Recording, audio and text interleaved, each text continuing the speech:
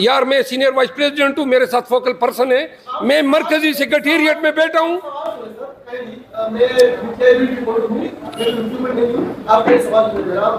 तो यूट्यूबर भी तो बड़े अच्छे साफी हैं, हमें तो यूट्यूबर ने मशहूर किया है।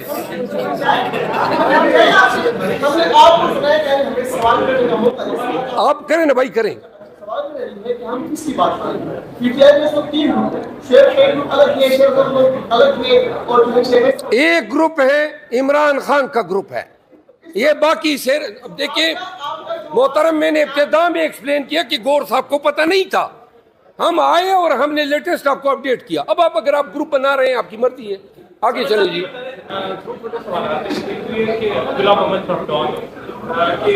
क्या आप चेयरमैन पीटीआई गौर साहब के साथ किसी बयानी जो आपने चार्जशीट बनाया इस पे एक दूसरा ये कि आप एक पॉलिटिकल वर्कर भी है, एक लॉयर भी है। किसी वक्त में इमरान खान साहब और जनरल बाजवा, जनरल फैज और साकिब के साथ लाड़ लेते हैं, उन्होंने पूरी सियासी जमातों और सियासी वर्करों को रोडों पे घसीटा और उनको उनकी तस्दीक की।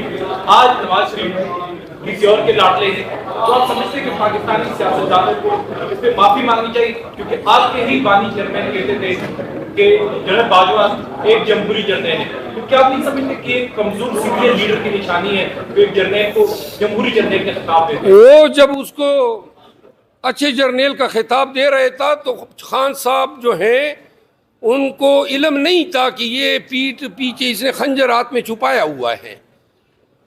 गुजारिश ये है कि पहली बात यह है कि पाकिस्तान तहरीक इंसाफ के दौरे हुकूमत में एक मिसाल दें जहां पर किसी औरत या मर्द को घसीटा गया हो, एक मिसाल दें। कोई मिसाल नहीं है। हमारे हजारों लाखों वर्कर को जो है घरों से धकेला गया, निकाला गया, चादर चारदीवारी का तकद्दुस पामाल हुआ। 25 वर्कर हमारे शहीद हुए, 100 को गोलियां लगी, 4 ताहायात माजूर हैं, अपाहिज, 9 मई का डकौसला है। और अभी आप देख रहे हैं ये कोई इंसानियत है?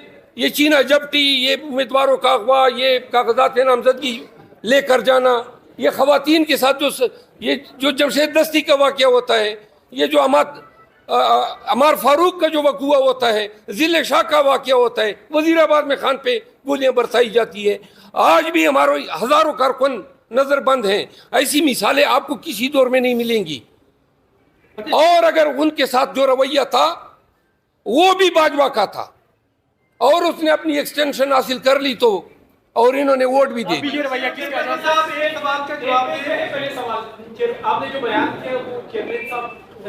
यार मैं जो बयान दे रहा हूं अभी ताज़ा तरीन, खान साहब, मैं दोबारा कहता हूं, उमेर न्याई साहब मेरे साथ मौजूद है, मैं पाकिस्तान तहरीक इंसाफ का सीनियर वाइस प्रेसिडेंट हूं।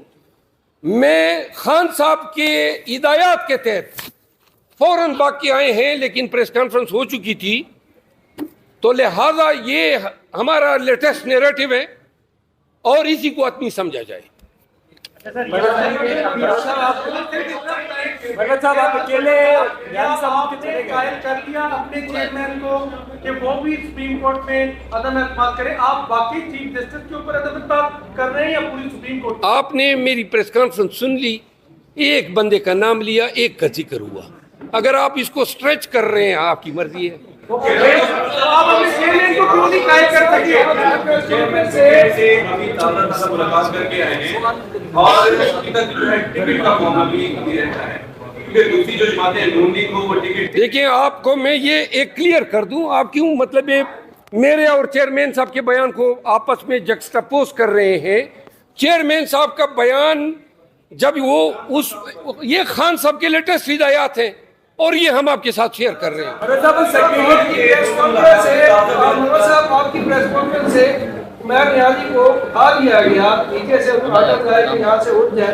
आप ये बताएं कि इस वक्त पीटीआई में क्या किसके पास है? आपके पास है या गौर खान के पास? आपने सुना कि उसको उठाया गया?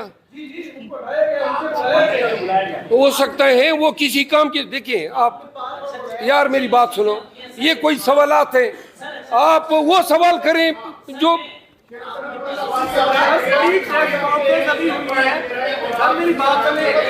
आप बताएं जंगीर। आपकी सांसद से ताज़ा से घर के अंदर मुलाकात हुई है, बल्ले के निशान के हवाले से आप लोग की कंसर्न है, तो ताज़ा की गई है। अगर बल्ला आपके पास नहीं होता इलेक्शन में, बल्ला हमारे पास होगा, 9 तारीख को इसकी समाअत है, डिवीज़न बेंच इसकी समाअत करेगी। वो फैसला इलेक्शन कमीशन का जो है वो इंतहाई नाकिस और बदनीयती पर मबनी फैसला है, ये सस्टेन नहीं कर सकता है। और अगर बिलफर्ज खुदा न ख्वास्ता ये बल्ले का निशान किसी भी तौर से छीन लेते हैं, हमने आज ही खान साहब ने पाकिस्तान तहरीक इंसाफ और JUI शेरानी ग्रुप के दरमियान इल्हाक को मंजूरी दी है। हमारे पास 2-3 और इंतखाबी निशानात हैं और हमारे पास ऑप्शन हैं, लेकिन इनकी नौबत नहीं आएगी। साहब एक सवाल ले लें, आज आपने यार आप उसको छोड़े ना साहब आपने आज वो, यार मैं आपको बता दिया मैंने कि उसका वो उस वक्त की बात थी। Thank you. आप देख रहे हैं कि हम जब सुप्रीम कोर्ट में सुनवाई हो रही है और जब हियरिंग हो रही है तो बेंच की तरफ से रिमार्क्स आते हैं कि जी लेवल प्लेइंग फील्ड कहां पे नहीं दी गई। और जब हमारे साफी दोस्त का जिक्र होता है इमरान रियाज कि जी ये कौन है, और फिर उनके लाने न लाने पे, और फिर जब चीफ साहब ये कहते हैं कि जो उठाए गए वो क्यों नहीं आते हैं, और जब वो ये कहते हैं कि जी आपका ये चाहते हैं कि जो लोग पीटीआई छोड़ गए हम उनको दोबारा पीटीआई में लाए, और फिर हमारे वकील को कहते हैं कि सियासी बातें ना करो। जब सियासी केस होगा और आप सियासी बातें करेंगे तो वकील भी सियासी बातें करेगा। फिर आप ये देख रहे हैं कि जब से चीफ जस्टिस साहब चीफ जस्टिस बने हैं,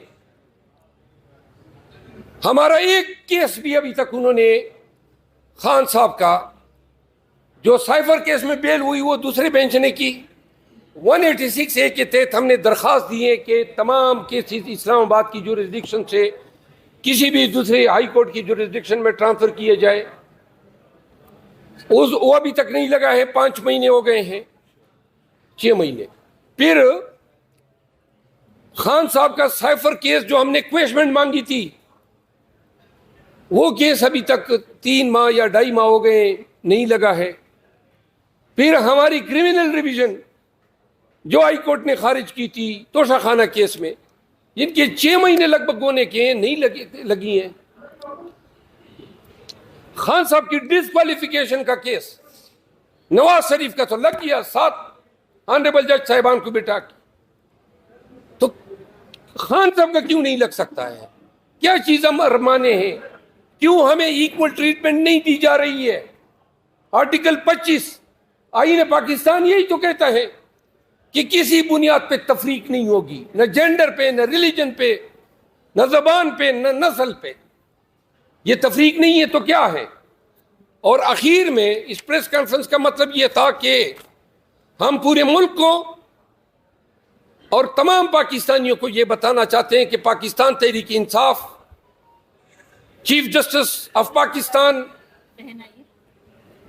काजी फाइज ईसा साहब की अदालत से इंसाफ के मामले में मुकम्मल मायूस हो चुकी है। हमने काफ़ी तहम्मुल से काम लिया, हम मजीद तहम्मुल का मुजाहरा करते, लेकिन अगर हमारे वकला का तमस्खर न उड़ाया जाता, हमारी पार्टी की तज़हीक न होती, हम जेलों में हैं, जेलों में मजीद रहेंगे। आप जरा खामोश हो जाएं प्लीज। जेलों में रहने को तैयार हैं, जेलों में जाने को तैयार हैं, हम कंटेम्प्ट में हैं और मजीद कंटेम्प्ट भुगतने को तैयार हैं। न तमस्खुर की इजाजत दे सकते हैं, न तस्हीक की इजाजत दे सकते हैं, और न हम पे हमें कोई रिडिक्यूल करें। अदालतें इज्जत और ताजीम के काबिल हैं, और काजी का काम इंसाफ करना है। काजी का काम ये नहीं है कि कभी मेरे नाम पे सवाल उठाएं, कभी मेरे काम पे सुन लें, खारिज कर दें, लेकिन खुदा रहा हमारा तमस्खर न उठाया जाए।